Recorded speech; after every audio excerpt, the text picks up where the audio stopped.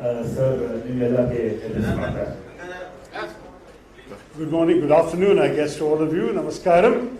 It's wonderful to be in Karnataka, and we are, as you know, at the early stages of a very important election campaign, with the elections due in about a month's time. A lot of us have been gearing up to try and get the message of the Congress party across to the voters of the state. I have yesterday addressed a large gathering of first-time voters. I was both interested and concerned to see how the youth of the state are facing the elections, what their concerns are about the accountability of politicians once the election is over, right down to some concern about whether taxpayers' money is being well spent for the services that the state government should be providing, and they certainly seem to have doubts about that. All of this was very interesting. This morning, I had a meeting with a whole collection of teachers, and the teachers' own concerns about the new education policy and the way in which education should be implemented in the state are also very important for us to hear. Today I'm with you. I'm going to carry on with some more campaign events later. Abhishek Dutt, our AICC Secretary, has some plans for me today and tomorrow. I'm also campaigning for Krishna Gowda, a good friend, and I campaigned for him 5 years ago as well, with good results, and I'm looking forward to the same here. I would say that our message is very simple. We have seen, unfortunately, over 4 years now of rather bad governance in the state of Karnataka.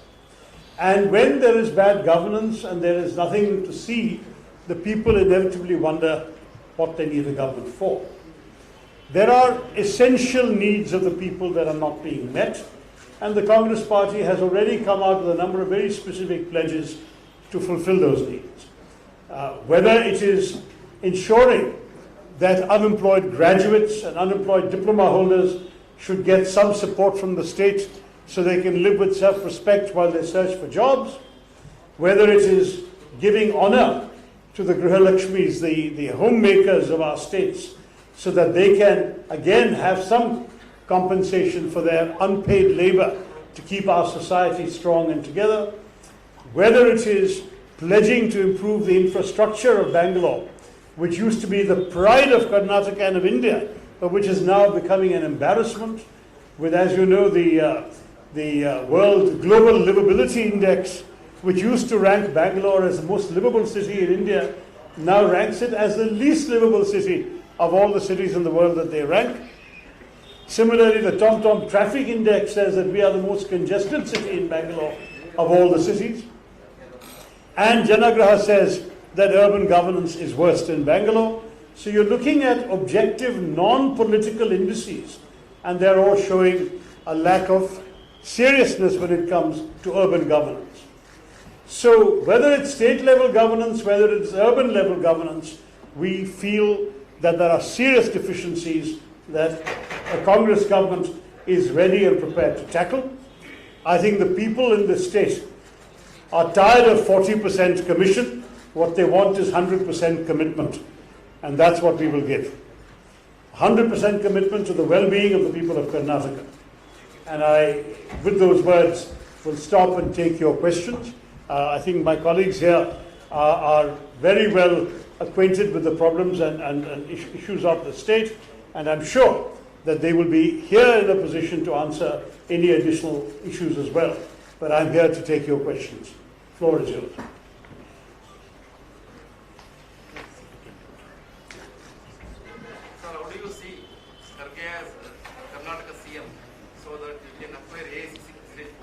Listen, Mr. Kharge is my very respected party president, and I think now that he has been in the saddle as presiding over the party, we are all giving him our full support.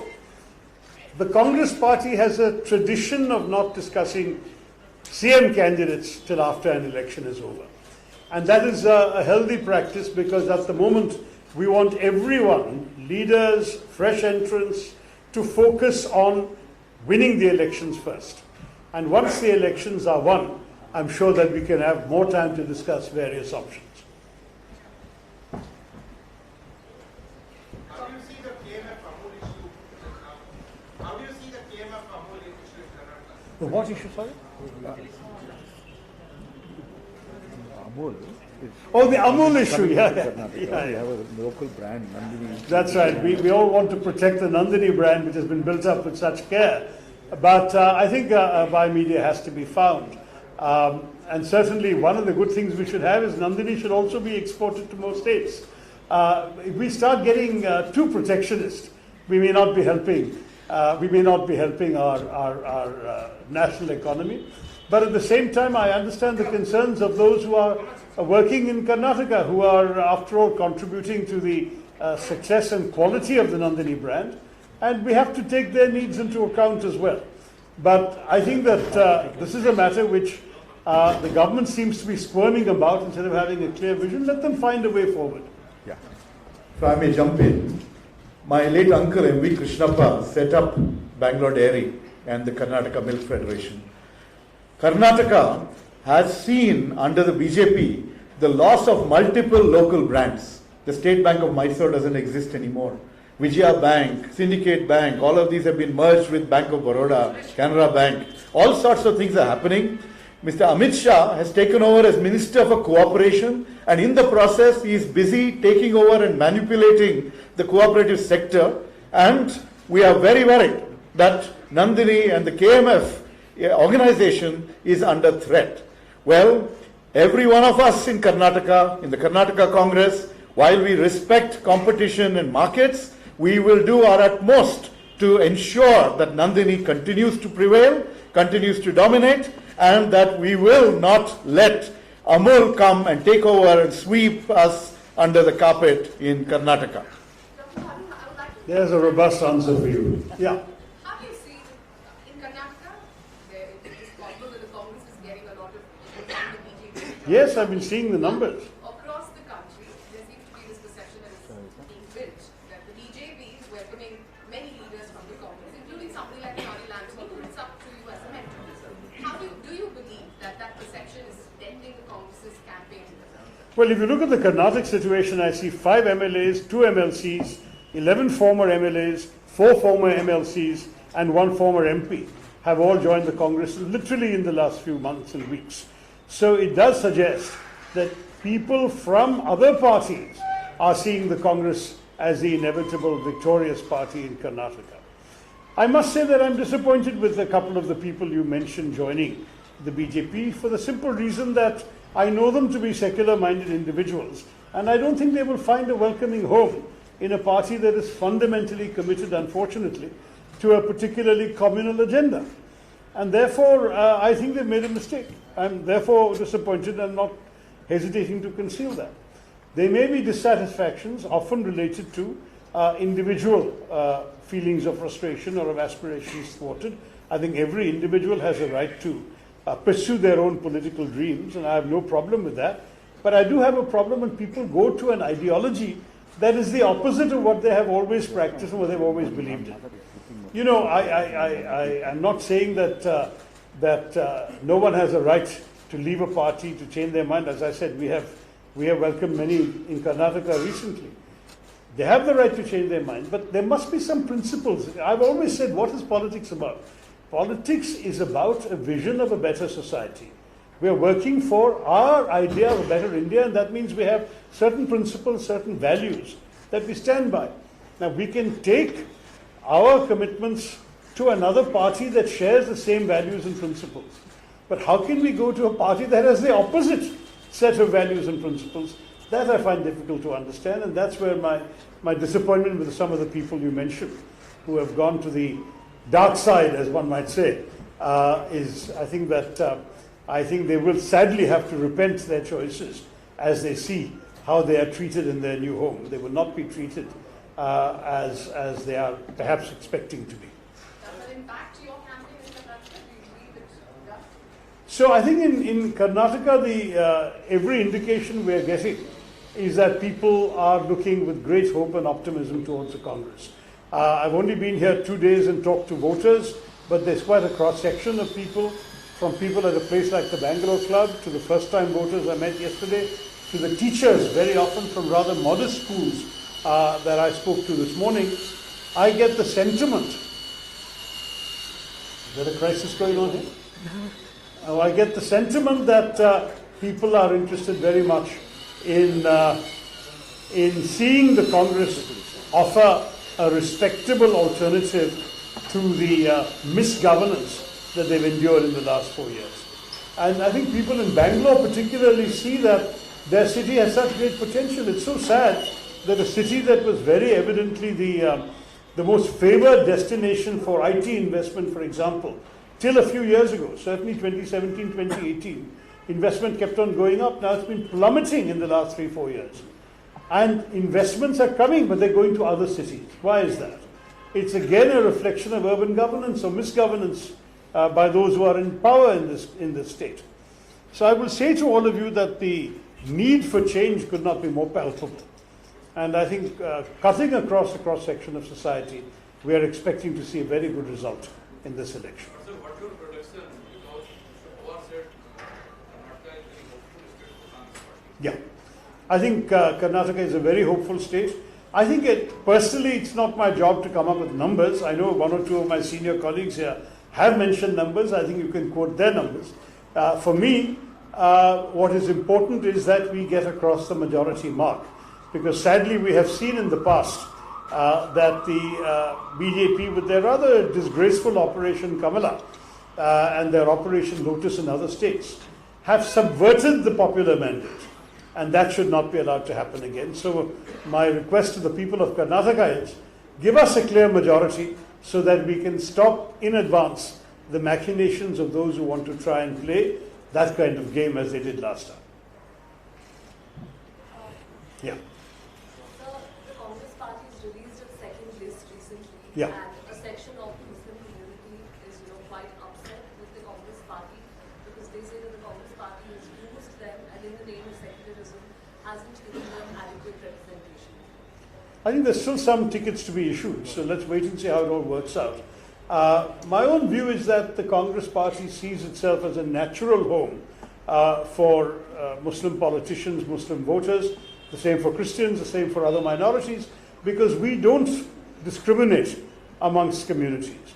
What we are seeing, sadly, for the first time in the history of independent India, is a ruling party at the center that doesn't have a single Muslim MLA, a single Muslim MP anywhere in the country, and in neither House of Parliament. That is an unprecedented and somewhat shame-making record, because we've always been proud of the fact that whoever ruled this country, the diversity of this country was sought to be represented in the government.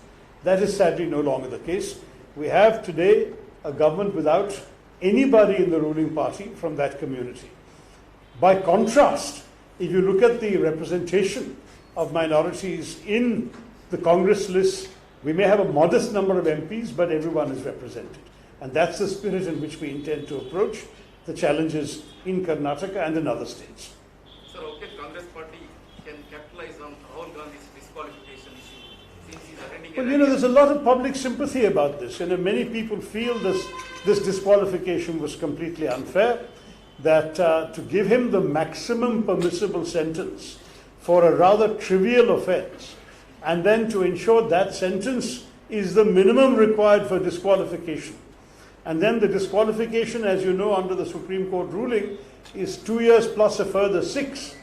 That would be very unjust. I've often asked a number of voters who are not Congress voters, said, put aside whether you want to vote for Congress or not, put aside whether you like Rahul Gandhi or not.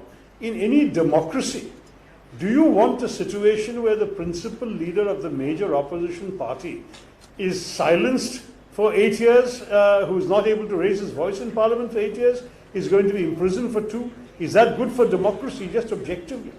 And I must say, even some BJP voters have said to me, it's not fair, it's bad for democracy. So the public sympathy is widely there, and we have conducted protests in every district of the country when that decision came out. We are appealing, and we are hoping that the judicial process will correct it. So, if not, definitely this is going to be made an issue, because it is being seen by many in the public as an unfair attempt to silence a voice of the opposition, a major voice of the opposition. vote like even in Karnataka elections? I think even in the Karnataka election, this issue is a live one. Look, we understand that in a state election, there will be state issues first and foremost. And we are going to raise the state issues first and foremost. But some national issues are bound to come up because Karnataka is a politically aware state. Especially in the urban areas, there is a lot of consciousness of national issues. Whether it's issues of crony capitalism that Rahul Gandhi has been raising, whether it is Rahul Gandhi's own disqualification, whether it is issues of national security, including what the Chinese are doing at our borders. As you know, a few soldiers from Karnataka are serving in dangerous conditions along the border with China. So every Kannadiga is also concerned about national security. All of these issues cannot be excluded, but our focus now is on Karnataka. And though we will mention other issues, right now we are trying to give Karnataka a better government and a more effective government to solve the problems of the people of the state. Little louder.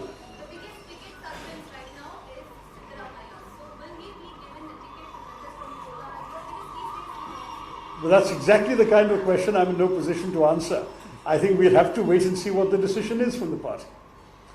A decision has to be made, but it will be made after due consultations.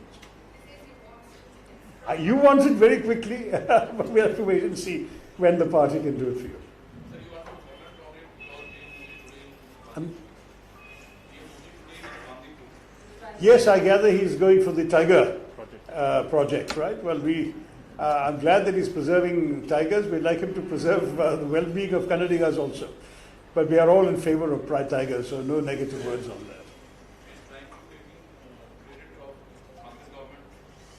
You know, everyone knows that Project Tiger was initiated by Indira Gandhi. There was no tiger conservation in this country before Indira Gandhi brought in Project Tiger, and a lot of the achievements in preserving the tigers, increasing their number in this country and so on, were kept by the Congress government but continued by every other government. So I don't want to make politics over animals. I would say that we criticize the Prime Minister for lots of things, but we definitely have very good grounds to criticize his party in this state for what they have failed to do for the people of Karnataka, and I'll keep the focus on that. So, if you get a mandate, do you expect a clash between D.K. Shivakumar and Siddharamaiah? Look, I think both of them have spoken very clearly about the fact that they are united in fighting this election. The truth is that, it is entirely normal in any party's politics for individuals to have exceptional personal qualities, professional abilities, and political aspirations. So let's not be surprised that these things exist. But at the end of the day, whenever Congress has won an election, Congress has formed a government, one person has become chief minister, and the world has moved on. And I can tell you that at some point, this will happen here also. Let us now focus on the fact that a united party is fighting in the election unitedly. And we are all here to support a very strong Congress performance. You will find everyone coming. You will certainly see Rahul Gandhi coming. You will see leaders from across our country from the Congress party coming to show their support here, because we really believe very passionately that this is a winnable election, and what is more, it's in the interest of the people of Karnataka that this misgovernance be ended. Mr. Tharoor, in view of 2024 election, how is Congress going to take on both the opposition parties? We have seen many opposition parties associated with the Congress, but Mamata Banerjee, KCR, Jagan Reddy, how are you going to take them on board? Look, it's very clear that one of the interesting sidelights and the side benefits of the BJP's overreach, or the government's gloating over Rahul Gandhi's disqualification, is that they have provoked a remarkable degree of opposition unity. We have seen half a dozen chief ministers in states where they are opposed to the Congress party, where Congress party is seen by their parties as a rival in their state. We have seen half a dozen chief ministers openly supporting Congress and Rahul Gandhi on this issue. Arvind Kejriwal in Delhi, Aam Aadmi Party. Akhilesh Yadav, Samajwadi in UP. Mamata Banerjee in Bengal. Pinarayi Vijayan in Kerala. KCR in Telangana. All of them have officially come out and said on this issue with the Congress. In fact, the CPM went so far as to say in Kerala, we're not supporting Rahul Gandhi or the Congress, we're supporting democracy. And I said, that's fine, because we are also fighting for democracy. It's the rights of Democrats that we want to preserve. But in the process, if the BJP creates a more propitious ground, a more favorable ground for us to explore stronger opposition unity, that is a good thing. You may have seen Mr. Kharge telephoned a few opposition leaders just 2 days ago to say, let's talk about opposition unity. I think his calls are going to continue to other opposition leaders. And I think, very frankly, everyone understands the logic of opposition unity. If we are able to find agreement on common minimum program and principles, why should we not have a system where we don't divide the votes? The BJP won 2014 with 31%. They won 2019 with 37%. That means in both elections, a majority voted for other parties. But if you look at our parliament today, there are 36 parties in parliament. So the 63% who didn't vote for BJP voted for 35 other parties. Now, some of those 35 other parties, instead of dividing each other's vote, are able to come together in those constituencies where it's very clear that only one of them stands a chance of winning. Wouldn't that be healthy for our democracy? Wouldn't it be in the interests of the country if a formidable opposition was able to take on a formidable government ruling party? See, we in our democracy should not be surrendering an election without a fight. And I think dividing the opposition is going to be against the interests of the people of India. How do you view Mr. Shashi Tharoor's defense of Adani, especially when Mr. Rahul Gandhi is categorical in his... I think that the fact is that every opposition party has their views on every issue. I would say that we would search for common ground on the maximum number of issues possible.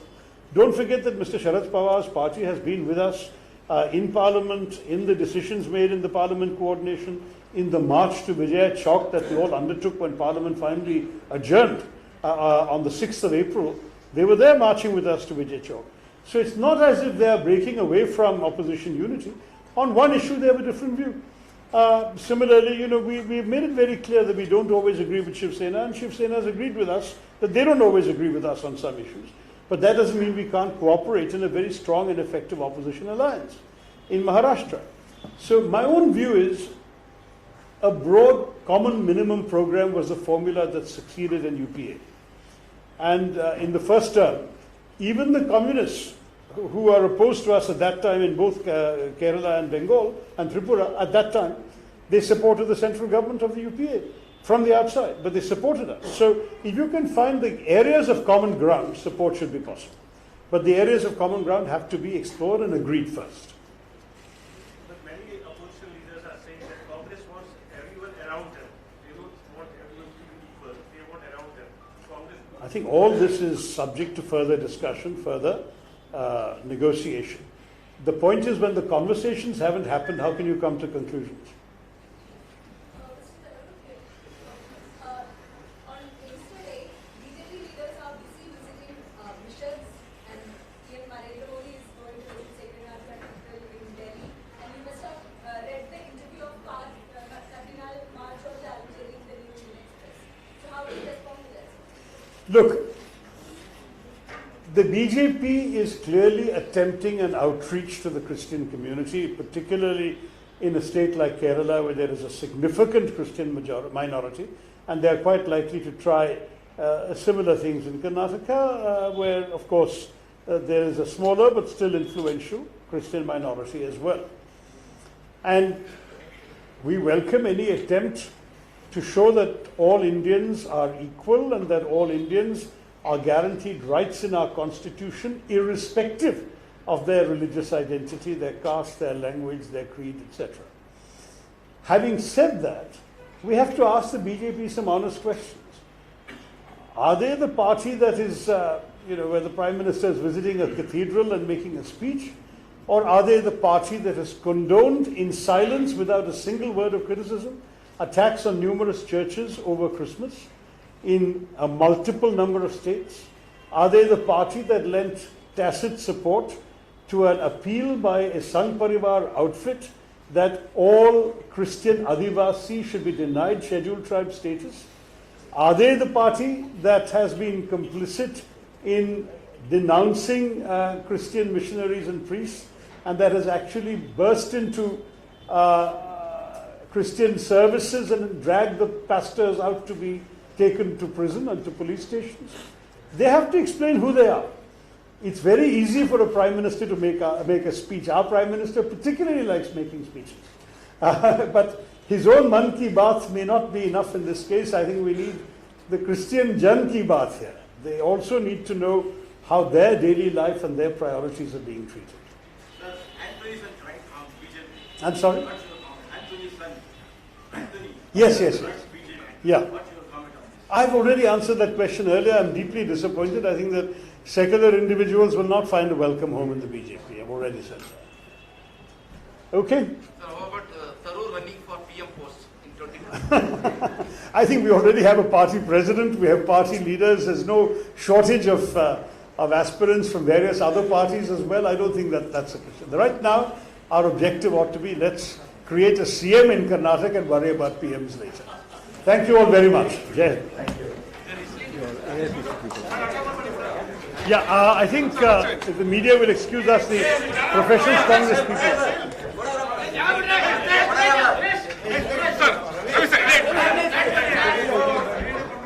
Sorry, I don't know.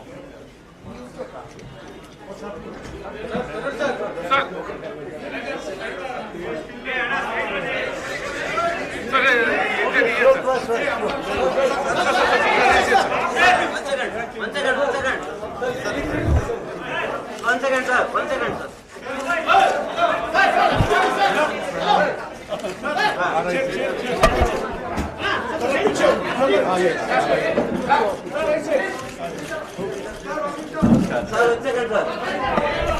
This is Om Shanti.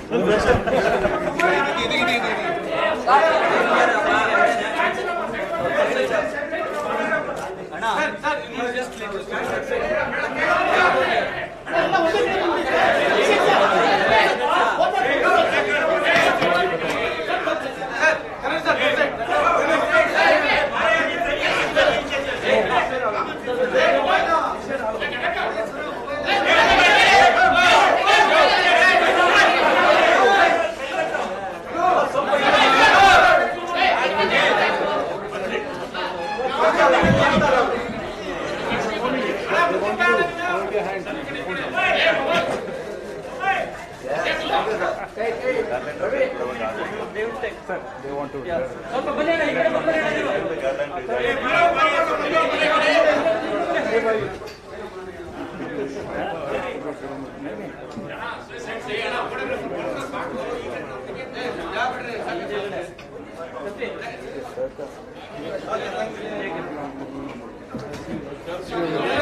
Are you coming to No, not tomorrow. Maybe get tomorrow. Oh, that's